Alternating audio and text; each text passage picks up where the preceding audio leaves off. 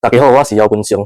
翻译公司规定，翻译者写遍地零字幕的时阵，袂使写标点符号，就亲像叫伊人开车，敢若会使打油，袂使打 brake。即阵我就是完全将为南福建话搬出金，莫停落来，到底是安怎款？树顶一只狗，树骹一只狗，狗搬落来碰着狗，狗也走，狗也走，毋知是狗惊狗，还是狗惊狗。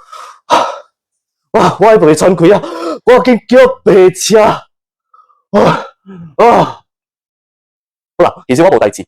你人真正恶毒诶，你人规定袂使放标点符号，你人是飙车是毋是？哎呀，别人手歌亲像毋明字，高富凯手歌嘛是爱停一站啊，安尼款输开，然后佫笑落去诶吗？毋是叫你飙车啊！其实毋明字，迄条乌光东话。其实我较喜欢叫 Cantonese 讲虎话。讲虎话这条歌，伊内面有讲虎话搬喙金。讲虎话甲口令，这个甲口令一念甲顺顺啊，一唱甲顺顺的嘛，毋是叫你直头打油了袂使打 break， 伊安怎唱哈？